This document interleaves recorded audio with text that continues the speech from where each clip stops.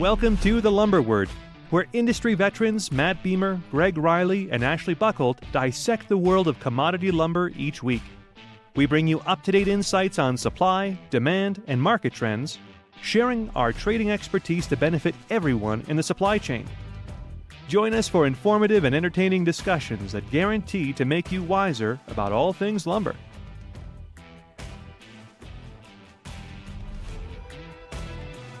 Hey everybody, welcome to episode number 104. It is January 8th, first episode of the new year. Getting a lot of calls why we haven't put one out in a bit. I got everybody together. Got Matt Beamer, Hampton Lumber Sales. Matt, just reminded you're going on what anniversary at Hampton there? 21. 21. Charles was like reading LinkedIn and was like, it's Matt's freaking anniversary. We've got Charles De La Torre for Industrial Forest Products, Gregg Riley, Sitka USA, myself, Ashley Buckholt, Sitka USA. God, glad to be back, guys. Gregg had a good point. We usually cut up before this and talk about stuff. Most of it we can't include, but that was a pretty good go-around we had going there, fellas. Well, y'all need to quit picking on me about how white my teeth are. They are white, dude. You look like that. Well, the only reason why I look so white is because my beard's so dark. Wait till it gets gray. Oh, I think you're using UV lighting. Yeah. No, you should see the lighting in my office. It's you look like not UV. You look like an orca coming at me. So look, I mean, you look like a snack. It seems like it's been like a month. Did you just say I look like a together. snack? The two holiday weeks. No, I was telling Ashley that you're the orca and he looks like the snack. Yeah, man. I'm kind of hungry, Charles. Holiday, but man, it just seems like it's been a long time. Like it was a long 2 weeks, wasn't it? It was. Yes. It was a long 2 weeks. I think simply because of the fact of the holidays falling dead nuts in the center of a week. Yeah, so 2 Mondays and 2 Fridays a week. I didn't know whether I was coming or going, and then called Gregg yesterday. I was chatting with him about had a pretty good 2 weeks of like coming in and out of the office, like selling pretty good. And as with everything, you know, how many truckers do you think wanted to do stuff for the last 2 weeks? So now we're cleaning up a lot of that, trying to get back in front of it. Yeah, so far it seems like the year ended positive. Seems like it's starting pretty positive. I think everybody's right on the fence, kind of tipping over, looking, deciding if they want to either stick their tongue against the fence or buy something here. So what's everybody seen in the last 2 weeks lumber-wise? Don't everybody jump front. I think one of the cool things is one thing we told people 3 weeks ago or 4 weeks ago, buy Southern Yellow Pine. And I think that worked out kind of so far, right? Charles, talk to us about pine. It definitely did. As long as you had liquidity on the other side, you were in great shape and you weren't sticking it and touching it 3 times. I think you're in a position where you can make some money for sure. What do you think 4 and 6 inches up from like the low early mid-December low right now? 12 foot, I can tell you right now, is up $150. Yeah, it was the really, really cheap item, and it's the prime multi-family, right? Yeah, and then 14s and 16s at the high back in November or October when we got up to low 5s. Yep, that was probably up. Are they back up that high? Or are they still under 500? They're under 500 on a mill basis, but you can't find them. And I think that's catch-22, at least in a timely manner. So you have some people that are willing to kind of pay for them as long as you can ship them quick. So one of the things that I've noticed historically on pine is that it trades stronger in the first quarter, regardless of the overall market. Like relatively, it's a trade stronger in the first quarter. I mean, have you seen that, or do you see that, or do you buy into that?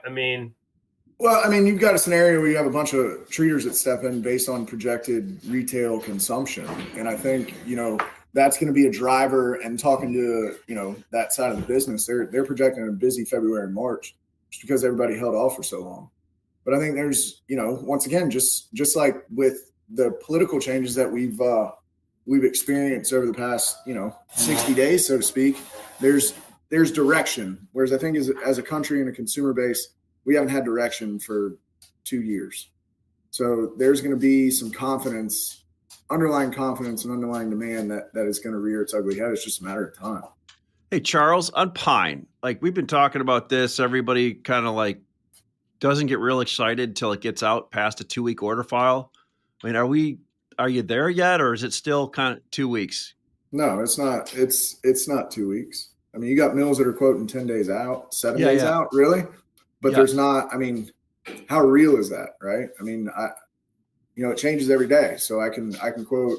My quoting window is Wednesday 1/8 to Wednesday 1/15. Okay. So okay. I mean, I got to tread lightly. Whoa. Hey, no filter. No filter. This is no filter. Come on, Charles. I'm kidding. I'm trying to be never mind. Anyway, I think there's wood that's going to show up. I don't know who's going to show first. I don't know who's going to fold, but I think there's going to be some pressure and somebody's going to get rid of stuff. And if they do it right and they do it quietly, it's not going to be a widespread market panic, but the ball's in their court. And the reason why we've gotten a $60 to $70 of appreciation over the past 3 weeks is because there was limited production over the holidays. Mills had more than enough excuses to shut down for the holiday season or do planned maintenance over the last 3 weeks of the year. So now we're getting back to business, and there may be an underlying fear from the consumer that downside is real. Don't know how far it goes. Don't know if it goes at all, but there's definitely a fear of that. Could you explain to me again, like I'm a black lab, and tell me what you just said? They're real smart, Ash. They're actually really smart. Or yellow lab's smarter than black labs. I don't know. My yellow lab's pretty smart. But I don't know. Labs are just smart. Yeah. But I mean, mills, they did a bunch of planned, everybody, right? Doesn't matter what species is. They did a lot of planned maintenance, and they shut down for the last 3 weeks of the year when they could, for obvious reasons. And that created a scenario in the South in conjunction with, the 500 million board foot that was cut out of production in South Carolina. That created a lack of 4-inch coming out of South Carolina that facilitated Georgia and North Carolina. It created a scenario where it was a perfect storm. The longevity is an issue. The longevity is a concern. Timing is going to be everything, and I think it's going to be everything for every market and every species, every product for 25. Not that it isn't any other year. That was a movie, wasn't it? Everything, everywhere, every time, anytime. I think it won an Oscar. Actually, yeah. I think Charles is like the leading guy in the movie Boiler Room. That's what he sounds like. You ought to get out there, get on those phones. I don't know, Matt. You're the one that was telling young guys to stay by the phone during the holidays. I'm liquid. What? Brokers here. But I did have a couple calls from some people that actually got on that 2x6 trade of pine 3 or 4 weeks ago, and looks like it worked out pretty well, right? Worked out really well. Yeah. Really well. That's so you see some momentum continuing through at least this early part of Q1. Well, I think there's going to be a stall before it continues. Okay. That's my prediction. One man. Yeah, let's talk about the elephant in the room here. What's that? Get the 25% tariffs that the Canadian mills are talking about putting on your invoice as of 1/20, and what's that going to do to business, and what's that going to do to other species that are produced in the United States? I mean, I'm getting all kinds of emails, and some mills are going to do it, and some mills aren't. And I know what Hampton's posture is internally. And it's just a wall of confusion. What is the Hampton posture? I'm not talking about Hampton's posture. I'm just representing myself, Matt Beamer. Oh, I just want to go on record right here. I want to go on record for everybody, our listeners. I think there's a better chance of us taking control of Greenland than there is a 25% tariff going on lumber on January 20th. I'm with you, dude. I mean, I think there's a better chance of us taking control of the Panama Canal than. I'm up in the air on whether we're going to rename it the Gulf of America or not. I'm up in the air on that. I got a phone call an email followed by a phone call like around Thanksgiving from an Eastern mill. that I buy from, and he's laying out all these tariff issues to me, and I'm just like, are you serious? Because they're a Canadian company, and they just listen to Trump's rhetoric and they think it's just going to come true. And I'm like, you guys understand this is what Trump does. He lays out a marker, and then he plays around with it, and then something happens, but it's probably not going to happen the way it was described by him at a press conference. So I'm not going to worry about it until it actually happens, right? This is just sort of his negotiating style and one of his tactics. And they were adamant that it's going to happen on January 21st. I'm like sitting there thinking to myself, God, do they not really understand the American political system that much? Because I guarantee you, Trump's got more important things to do on January 21st after he gets inaugurated. First of all, he's got to dodge some bullets between now and then. Second of all, he's probably going to have to deal with the border, right? The border is going to be a much bigger issue. That was one of the things that he really talked about. I think lumber's about number 347 on his list of priorities right now. You know, getting all his people confirmed and getting all his people installed is probably way up there. This whole, hey, we're gonna juice your tax. You know, we're gonna tack on 25% tariff if your truck doesn't leave the mill before January 21st, or if your car's for rail shipment the week of 120, we're just gonna put 25% on it. It's just gamesmanship. Yeah. I mean, It's not. It's It's not classic real. noise. It's classic. Yeah. It's classic noise. Okay, Yeah, I'm done. I mean, I'm done spouting off Well, about that. us as an industry, we get very emotional about these potential changes, though. Very, very fast. Very fast. I mean, dude, And it doesn't can have a matter. big impact. If it really came true, sure. Let's just say it's actually true. They're gonna, like on January 24th, 21st on 3:00 in the afternoon, he just signs a piece of paper, says 25% tariff, all things from Canada. Which what I do by the way, know highly is that doubt. right now that in August, the duties on lumber are going to go up to about 30%. I do know that that's going to happen because that's in the pipeline, and that's formulaic, and that's going to happen. And the other thing I know is, forget about all that other stuff. The mills are still below the cost of production, right? So, I mean, should you buy lumber? Should anybody buy lumber because they think there might be a tariff? No. Should they buy lumber because it's like a low relative price historically below the cost of production and in a period of seasonal strength? Well, yeah, sure. The problem I have with the whole tariff is, Matt, you had a good point.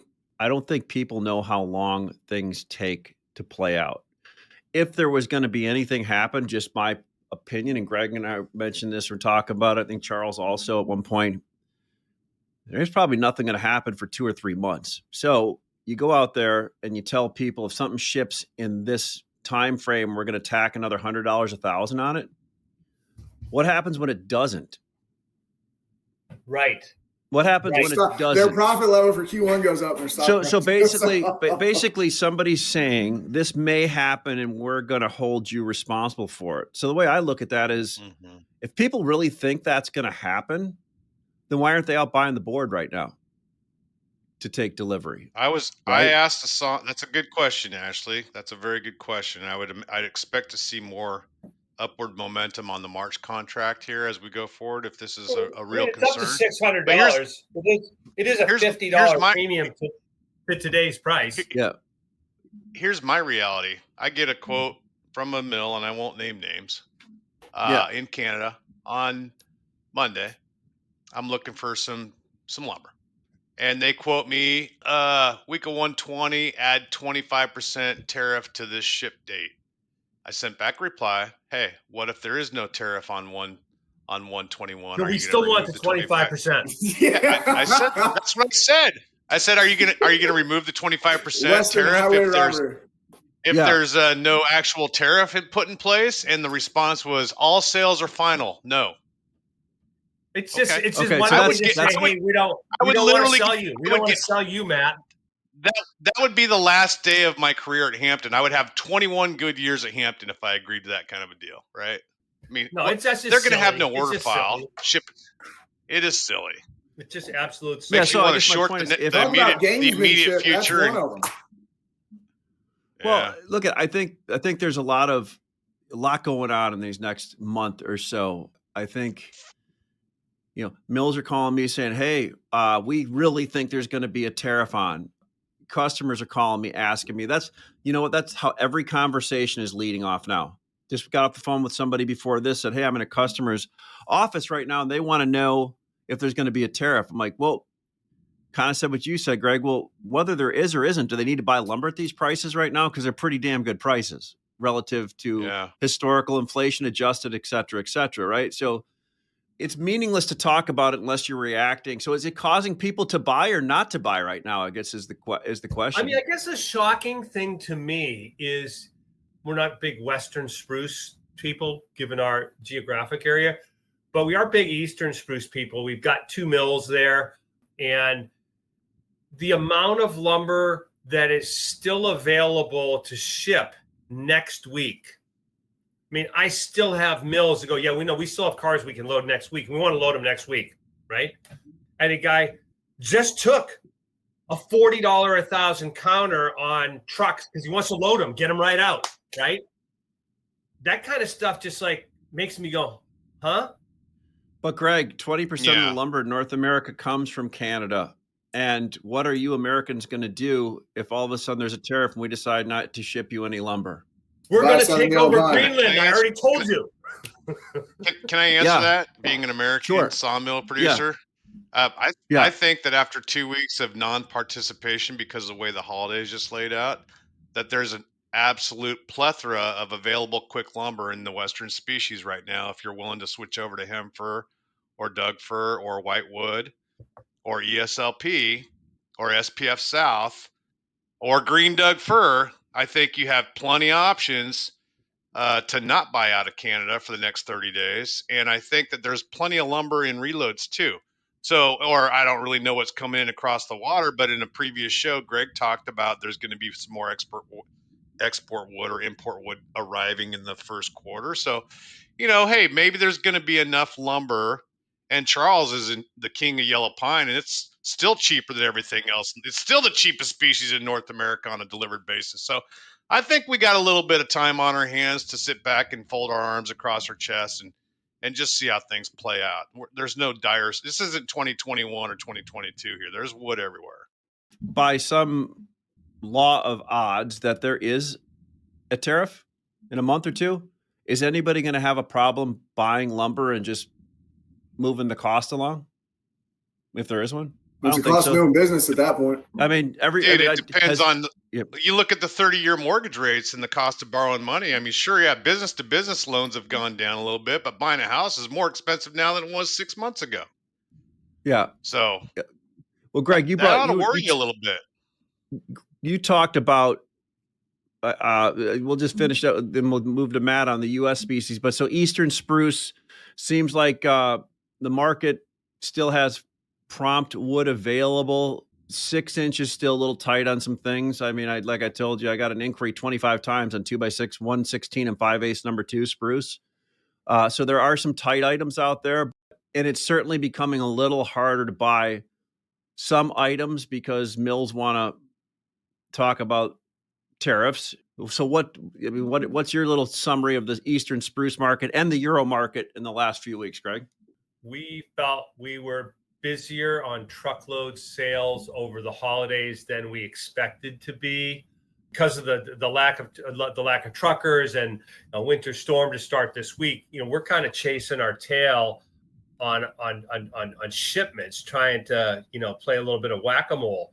My general underlying feeling is that there's enough business. I don't see where the marketplace has built any significant inventory.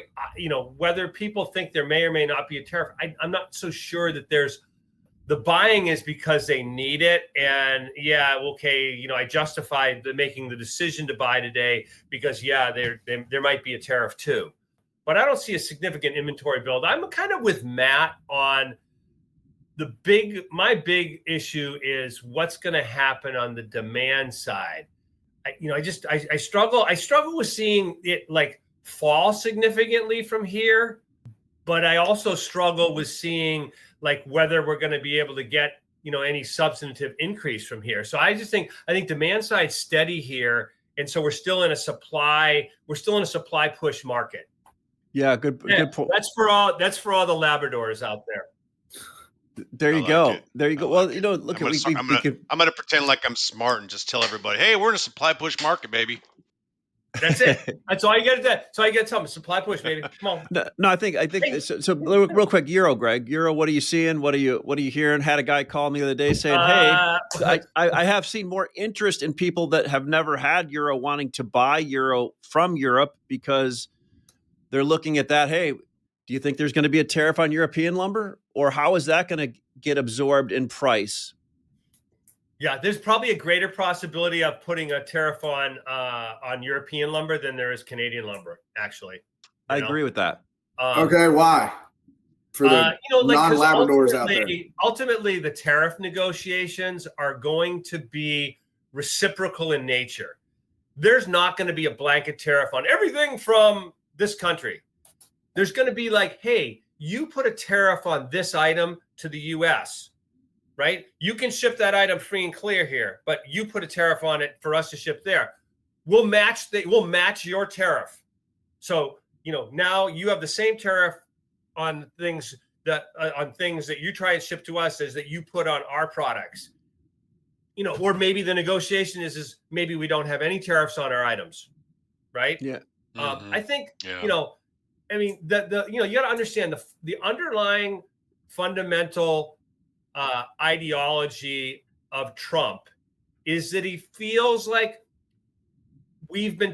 America's been taken advantage of for a lot of years, and he wants to correct that.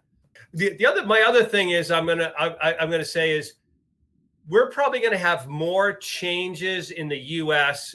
in the next 100 days than we've had in the last 30 years. In terms of just like massive changes in policy direction and the severity of it.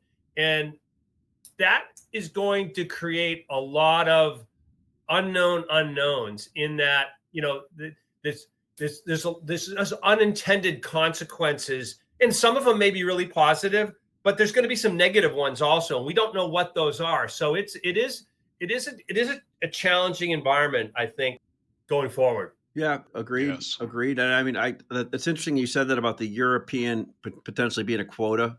I agreed with it today. But yesterday a guy asked me and I said, I didn't think so, but now you bring up a good point. And wouldn't it be something if Pierre gets it up in Canada and, the world has a way of doing things in the craziest way. And all of a sudden Canada opens back up BC and cuts more lumber. And they're having to shake up in their government up there too. Yeah.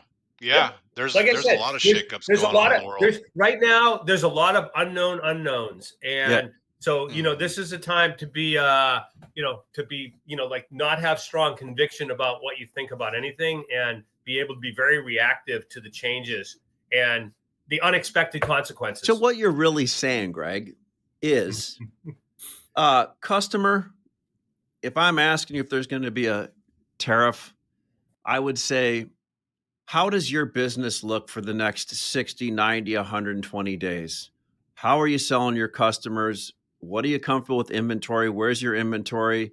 You should buy like you normally buy. If you feel like you have enough to get on the high end of that and you've got it sold at a profit, you do it. I mean, anything beyond that, we had the conversation, Matt and Charles today. I'm like, hey, Greg, we should go out and buy a whole bunch of futures this morning and sit on them and wait for a big bounce. And, Greg said to me, Ash, Texas hedging never ends up real well. I think we don't want to do that. Right. And I mean, because I was getting sucked into the whole conversation with everybody of, yeah, we're going to go up $100, $1,000. And I maybe, I don't know. But you can't run a business like that. If I made decisions every day, rolling the dice or betting in red and black on the roulette table, probably a pretty good barista right now, or an average one. Well, I mean, I think the easiest way to look at it is maybe.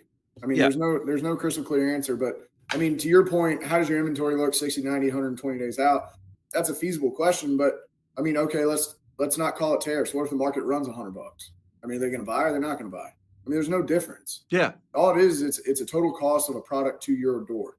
Doesn't matter if it's a tariff, if it's a tax, if it's a CO2 footprint, credit, whatever.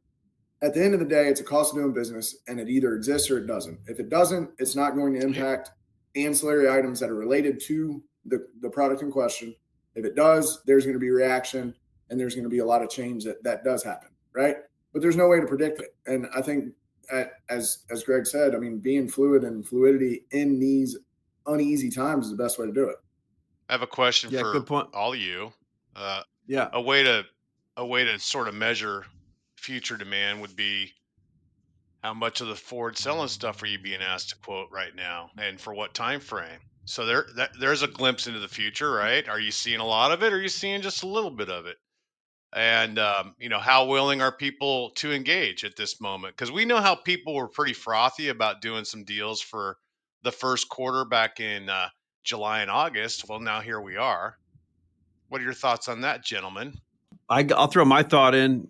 So with multifamily not being, it's okay, not as robust.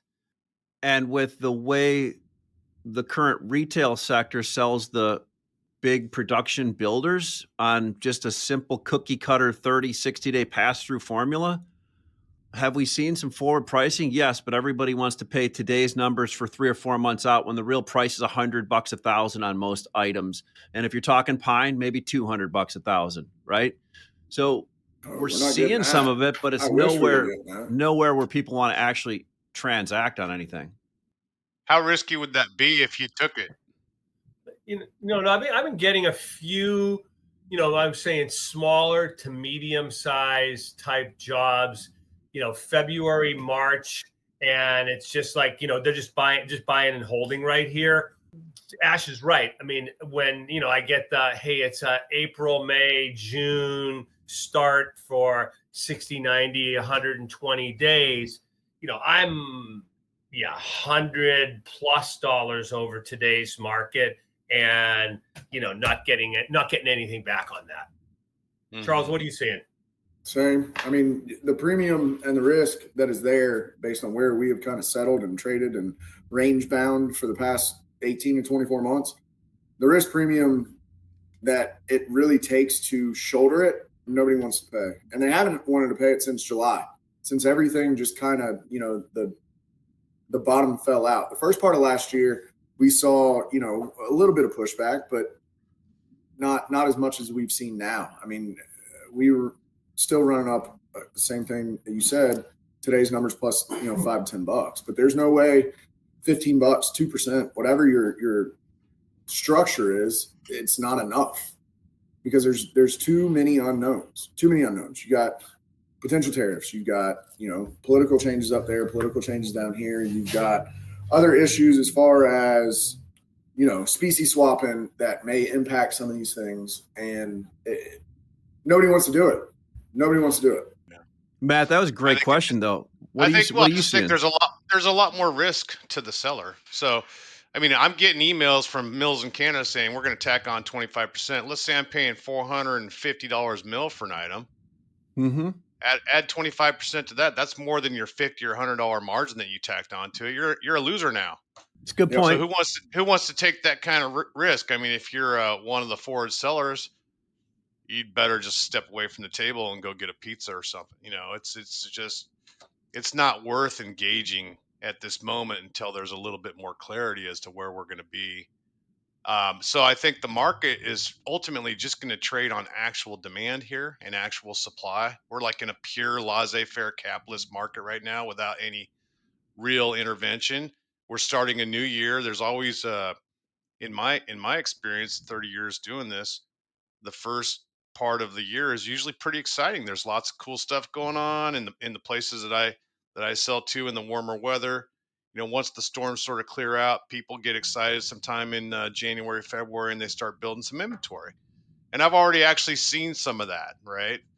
But I am a little bit nervous about the mortgage situation. So I'm a little bit more cool on the future than I would have been if you'd asked me 3 months ago. And I think in the short term, look, man, we're in a really split market right now where where mills want to engage and customers want to engage, and there's just has to be some negotiation, and you just take it day by day. You can't really look too far ahead. You have to be like an Alcoholics Anonymous type meeting, one day at a time type thing. Yeah, good point. So, Matt, you brought a good point. Like I was quoting some spruce down to Texas a week or two ago. Different trims, and somebody told me, "Oh shoot, I bought that U.S. species X amount under, right?" That just brought up a good point. What you said is, I think if you want to deal on some U.S. species on some different trims, there's some pretty good opportunities down in some of those markets. And what is the U.S. species market and the Western Canadian market doing? Because that's the world you live in. It's horrible what's going on in L.A. right now with all that stuff. What is that impacting anything currently on the market at all? Will it impact anything? Is it too early to tell? And what do you think is going to happen with U.S. species in the Q1 of this year and Western Canadian spruce? Good question, and I can give you two different answers because there's kind of two parts to that question. But the first part is, what do I think is going on right now? Nothing. Okay. I think that we just had 2 weeks of time off. The mills may or may not have run, but the railroads don't stop shipping you cars, and the truckers still want to move freight. So here you come back the first week of January, mills don't really have a deep order file.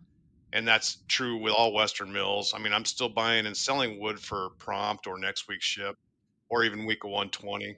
That's pretty close in my world. So I think there's ample wood available right now in both green and dry lumber, Western species. That includes spruce. I mean, like Gregg said, there was a mill that took a $40 counter in Canada, in the East. Yeah, we're not taking $40 counters unless it's something that's like really got up high in value, like had started with a 7 or something, a month ago. Yeah. Like 2 by 6 18s and 20s or something like that. But there's trading going on. I was actually pretty busy yesterday. Today I'm not as busy, but I think, there's definitely trading going on, and it's just going to be like this, just sort of hot and cold, hit and miss here. That's my wife calling. So I'm not doing anything, I guess, what you would call speculative right now. This to me is just a back-to-back market, or pretty boring. Yeah. Then the other part of your question about how is this gonna, like the fires and stuff, going to have an impact on Western species? Not on the production side, but there will eventually be some extra demand coming out of Southern California. This is something that California experiences. If you're not from the West, you maybe don't understand the weather cycles out here in the wintertime, but California typically gets mudslides or fires as their major natural disasters. And once every 20 years, they get an earthquake. That's kind of the risk of living in California. Oregon, you basically get winter storms, ice storms, and lots of forest fires in the summertime. Same thing in Washington. Those are kind of our thing, but we don't have the population base to really move the needle on consumption. I don't think that this is going to matter in the big scheme of things on dry dug fir, dry or green dug fir consumption in Southern California. If you lose, 5,000 houses, that's not on the national picture, it's not that big of a deal, but it's a sad story. And yeah, for sure. I mean, honestly, if you think about why are they so unprepared? Do they not clear brush in these hills? Have you ever been to Southern California and seen all these McMansions all over the surrounding hills over by Santa Monica? And like, I've been to the Getty Museum. I mean, that's priceless. There's literally 700-year-old priceless pieces of art inside that thing, and apparently it was about to get blown over by fire yesterday. So it's very sad. Yeah, I feel bad for those people. I mean, and obviously, I mean, 24-hour news cycle, and the way it is that we all get to participate in every natural disaster across the country and the world, real time, every day. Right. I mean, yes. I mean, scrapage is part of every year demand, whether it's forest fires, mudslides, hurricanes, flooding, all of that. Yep. So the good thing, and Matt, you touched on it, Western Canadian mills, they're obviously quoting, moving, doing a little bit of stuff right now, or are they doing much open market stuff to people? Nobody's agreeing to pay a 20%, 25% duty. So I would think the answer is no. Yeah, good point. So that brings me up to my point. Like, where is the wood in the pipeline? I get, call yesterday. Guy goes, "Where's your guys' inventory? Is it heavier than normal? Lighter than normal?" I'm like, we always keep about the No, same my amount. car is that one right out there in the parking lot. If you want to hit it, my car's right over there. What I'm saying is, like, we usually carry an inventory that's heavy, we're comfortable with, and we get to the high end and the low end of that. I would say we're not crazy anywhere. We've got a good inventory for Q1. I'm going to say we're medium. I mean, we were crazy heavy last summer at the lows because we doubled down, and it took us 90 days to chew our arm off of that. And actually, we got down on December 31st. We got down about as low as we've been in a long time. But it's probably medium, I guess. So we're medium. Where do you think everybody else is in? All right, we can go through the different parts of the industry. Where do you think everybody else is in the industry as far as where is the wood in the pipeline right now? And are people in the end very heavy? I don't think anybody's heavy. I don't either. I think people were hand to mouth because the market prompt wood everywhere the last 7 months of the year. They had no reason to buy. So and it's work. It was what you needed. Yeah. Exactly. There was no sense of urgency. There was no FOMO. There was no price appreciation. Just like what happened in Southern Yellow Pine. Everybody stepped in, covered needs, and now we're just sitting around, So I personally think if anybody's heavy, it's on the distribution / wholesale distribution level. And the reason I say that is because that hasn't changed either. It's been last year was a good year if you were manage your inventory and you were a wholesale distributor. Because if you hedged last year, because people were paying you to put wood on the ground. Really worked well last year. I mean, it's actually, while we've been sitting here, I've been looking at this and I've been going, you know what? I'm maybe not. I may be like a little more serious about selling some May. I mean, if I could get like 625, 630, I mean, what do I think? I mean, that's a $75 over today's price. And there's a bunch of items that are cheap relative to hedge. Basically everything except for 2x6, like all the stud trims are inexpensive. And I mean, even at today's price, you can buy yellow pine and sell that. Mm-hmm. Yeah, Matt, what do you think in the pipeline? Great observation, Greg. I mean, I think there's plenty of lumber in the West, whether it's the mills or distributors. I don't know that the true pure office wholesale guys have a lot of inventory because usually around the holidays, a lot of those guys clear out for a couple weeks and go somewhere. But I do think there's ample wood to cover a rally. I think, I'm not having any trouble getting covered on inquiries for the most part. And then when my customers send me, hey, a little note going, hey, can you quote these 5 cars? I'm not having trouble getting that covered either from, either my own inventory or from the sawmills that we own. I just think that there's plenty of wood. I wouldn't say heavy inventory, but like 7 on a scale of 1 to 10 in those two groups, the producers and then the distributors in the western half of the United States. Now, that being said, I don't think the customers really have heavy inventory yet. I think they'd like to bulk up some inventory if they can get their boss to approve it, if they can find the right deal that sort of fits what they dream of. Then I think, historically, you get a lot of good volume type deals in January and February if you can find that sweet spot between the customer and the seller. So my experience tells me to just be patient on that end. Don't run and seek out $40 counters. To me, that's foolish, unless you've got a load of car. So that's my thoughts. Good thought. Anybody want to jump into the great part?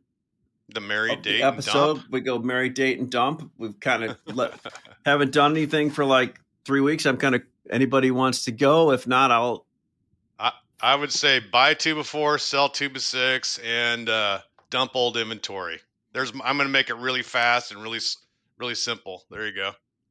I was out on I've been predicting for 6 months that Q1 4-inch 16s and 6-inch 16s were going to trade at the same price. It is not happening yet. I mean, and I don't know. I'm going to still say by the end of Q1 it's going to happen. And if it happens, I think it happens by 2x4 16s going up $100 from here, and 2x6 not really changing much. So I guess I'm going to say, and I have been doing this. So I've been front running this. I mean, I've been staying with 2x4 16s and have bought, probably paid a little bit more than I like to for some in the last week or so here. But I'm gonna stick with that. Dumping, as always, old weathered lumber.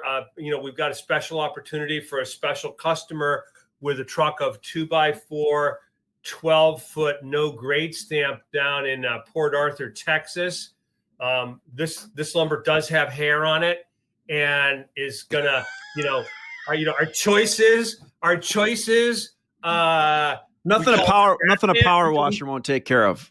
I'm like going, hey, let's just get somebody to roll in there, and for the creative guy out there, that wants to pay $250, $300, $1,000 for some lumber. Ashley has pictures of it, so please reach out to him. Yeah, there you go. Charles, Matt. I think Matt I think Matt already did it. And Yeah, I think he's Charles. Matt already did it. Yeah. So marry, date, and dump. I mean, I marry the future. I think the market's going to surprise some people, but I do think some of it is going to give back just a scotch, just higher lows, higher highs until we figure out some of these unknowns. And then obviously anything Southern Yellow Pine trimmed, we are really good at. So I try to pedal that as much as possible. And anything that I don't want to sell is probably, or have a position on, is going to be OSB. There's a lot of weird stuff going on in that market right now. Like what? Well, there's some changes that some of these importers are starting to implement as far as pricing structures, ship times, where they're keeping wood, product mixes are changing, and you've got a scenario where you got a flat print for 5 weeks, and you talk to different mills, and they're like, "Oh, we're onesie, twosie in 5, 6 here, 1 there, 2 here." But we think field inventories are lean, or everybody's living on contract, so they're going to have to step in. But I go back to the magical unicorn in the room, demand. Where is it? Mm-hmm. We got to figure that out. Yeah. So here we are.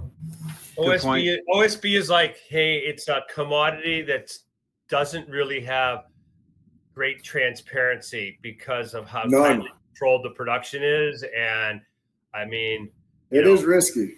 And especially when you have so much product that moves with no price discovery, right? I mean, like a very small amount of transactions set the price for a huge amount of volume. Yeah, Mary Wise, I agree. 2x4, keep buying 2x4s. Like Matt said, selling 2x6.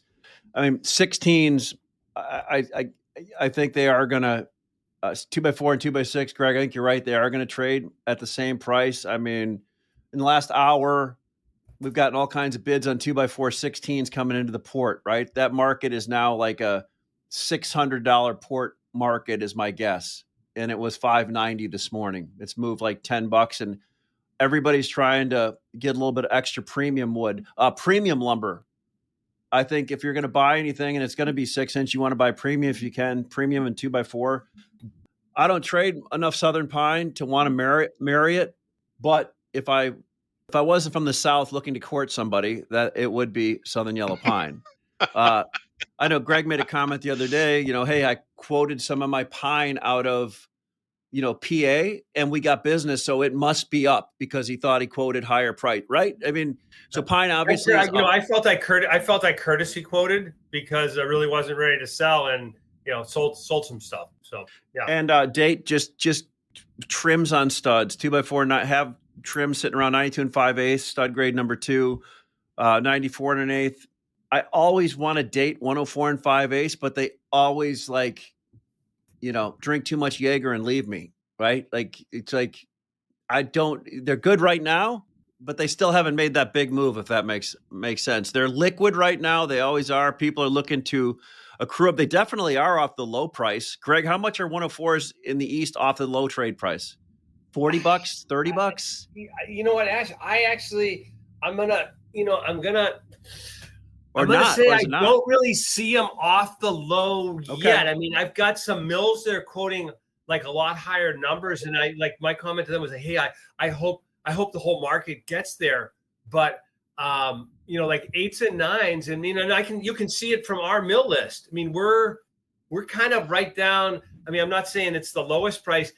Maybe it's $10 to $20 from low trade, but yeah, not that much. I mean, I think that's something that's incredibly undervalued is 2x4 9s. Well, the great thing about it is they always 2x4 9s should be $100 higher from here. And what are 2x4 9s in Southern Pine, Charles? It depends on where you buy them. There's a bit of a spread. I mean, anywhere from 430 to southeast. Delivered markets probably 475. So we're on top of each other again now. Yeah. Yep. So I mean, there's not much of a discount there. I mean, the discount probably is still, as it always has been, has been 6-inch, right? Yeah. 6-inch spruce is in the the 650s to 670s. I'm guessing 6-inch is up now in Pine too. 6-inch 104s, Charles. Yeah, delivered Central Florida. Probably 515. Okay. And that's probably the same price in the, North and South Carolina and Atlanta, pretty much. It's a little bit. I mean, you're probably delivered Atlanta on 6-inch 9s, 485, 490. Yeah, you're 495. You're still at near that $200 spread. Yeah, I mean, right now we're selling to Virginia at 495. So around the same price. North Carolina 485 to 490. Hey, Gregg and Ashley, if you guys want a deal on a car 2x6, either 104 and 5/8 number 2 or 116 and 5/8 number 2 stamped WW Western Woods, I'll trim one for you and ship it next week down to the southeast for sub $600. So come see me. I like that, Matt. I'll have to look at that. And back at you if you want to. I mean, I own the wood. I own the whole pile. So if I can just take some 10s and trim them down at Front Street at our reload and put them on a choo-choo train for you. So I've had that inquiry several times, but people are looking for trucks. I need a big boy to step up and buy a car. Trucks. Okay. Yeah. Okay. Got. I'm not trucking it from Oregon all the way to Georgia. Right. And then an offer back to you if anybody wants to buy some 2x4 premium 16s in Euro or 2x6 number 2 premium 16s in Euro in the Cape that are supposed to land around the last week of January. We're selling those at Western Specified print plus 100 the Friday prior to it landing. Hey, how was everybody's holiday? You have some good family time? Dude, it was so good. Outstanding. It was so relaxed. Fantastic. Did you guys forget what day of the week it was at one point? Because that's how you really know it's a good vacation. Yeah, I did until like yesterday. I've been in I've been in a time warp. It seems like before the holidays. It seems like before the holidays it was like 2 months ago, not 2 weeks ago. Yeah, and I sent my middle daughter off to Spain. She's over there on an exchange program. She's got Barcelona? a minor in Spanish. Yeah. No, she's in Granada. Oh, which nice. is a lot like, I guess the climate and the topography is a lot like Western Oregon. So not really warm and sunny, going to be cold and rainy, higher elevation, mountainous. And then my son's back in Arizona in college. And then my oldest daughter is going to be moving back into the house. So I'm growing. The family's growing again. You had a great end of the year getting to write some fat checks. No, don't tell me about that. I don't want to think about it. But no, it was nice, very nice. Yeah, I had a good Christmas. Went to the sister-in-law, brother-in-laws for Christmas. Went to church, then went up and visited my wife's grandma in Waspaka, Wisconsin, this Saturday. Had lunch Say with that her. again in a non-Midwestern accent. Who'd you go see, and where'd you go? I went to my. I don't know how you guys say it in the South. I went up to my my wife's grandmother's Wapaka?